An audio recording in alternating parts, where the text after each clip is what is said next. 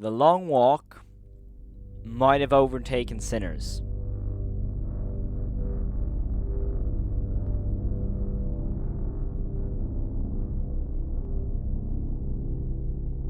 Yo, what's going on, my movie peeps? Welcome back to another video, and of course we are reviewing The Long Walk, and it's been a long time since I've done a review on this channel, so I'm sorry for that. I want to get more consistent with it, so we're starting again with The Long Walk.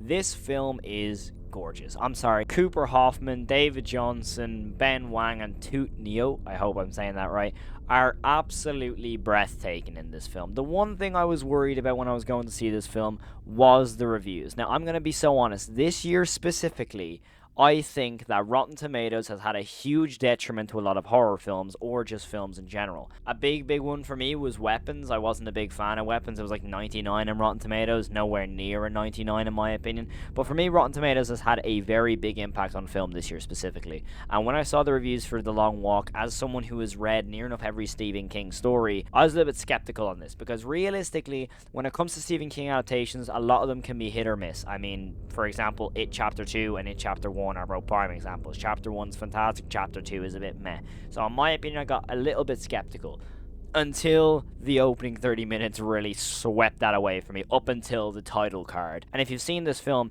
you know exactly what I mean by the title card, because oh my lord, that title card sequence with, you know, the first issues of The Long Walk is absolute insanity. Now, for me, I think this rivals Sinners for some of the top films of the year. I think there's actually something about this film that I can't pick a thing wrong with it. I mean, the pacing is fantastic, but another thing about this film is when you break it down, it's such a basic story. It's literally just normal characters, normal people going on a walk, and people are, you know, there's a whole competition kind of similar to a Squid Game situation, we'll say, but in reality, in this film, it's transformed into something so much more than that. The dialogue takes this film to a whole nother level. I mean, some of the lines he'll be in here, I mean, my personal favorite is, of course, I done it all wrong is, of course, a big one. But for me, there's a certain scene when it comes to Pete and Ray, which is, of course, David Johnson and Cooper Hoffman's characters. So for me is when the line is said where, you know what I needed, Ray, and he pauses and he says, a brother.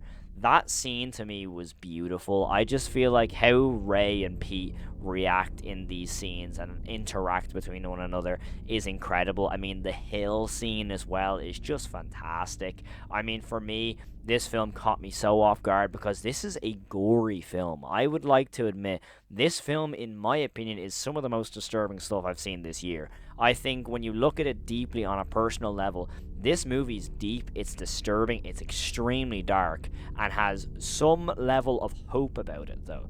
It has this level of managing such a dark premise and, you know, striving hope from it. And to me, when it comes to The Long Walk, and specifically the director here, which is, of course, Francis Lawrence, I think they convey this film on such an extravagant way that really just gives so much towards the source material. But also, if you have read the book like I have, they changed a lot from the story. I mean, Ray's character specifically has a huge change from the book to the film. If you know, you know. I mean, Ray's not the most likable character in the book, we'll say that for sure.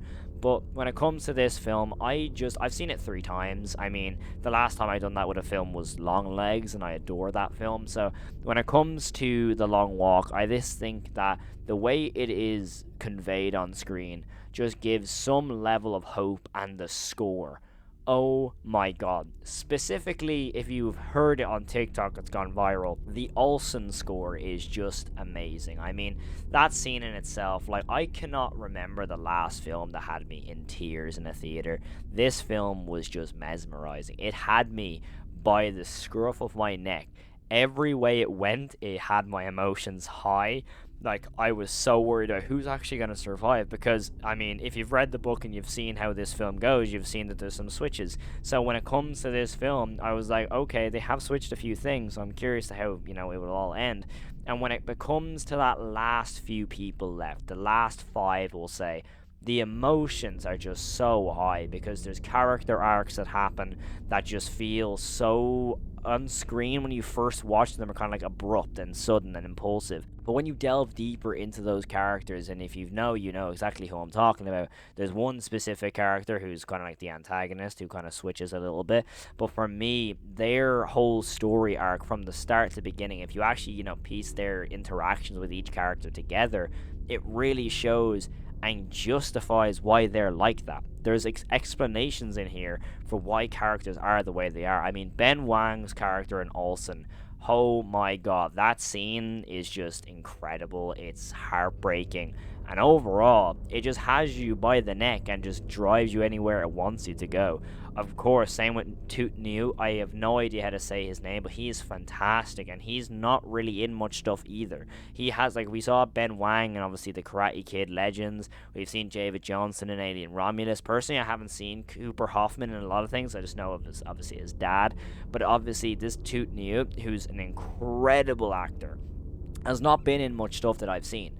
And to me, I think his career would explode because his scene with everybody and his interactions with everybody is just incredible. And I just feel like how the characters bond and overall how this whole thing of like, oh, don't make friends in the long walk, it's only a distraction, to how these 4 to 5 characters band together and you have this kind of brotherhood about them.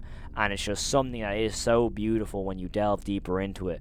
And it's something that's just so fantastic to watch on screen because this film is driven by the actors. The way they interact, the chemistry they have, you could tell that these people got on with each other on set. You could tell that they were actually friends. And if you've seen the set videos, you definitely know they are friends. So when it comes to this film, when it comes to The Long Walk, it conveys a perfect level of dark and disturbing imagery on screen while mixing that and combining that with hope, brotherhood, and ultimately disaster, because this film is emotional. It had me as an emotional wreck by the end of this film, and ultimately, in my opinion, it is in the top 2 films this year. That and Sinners.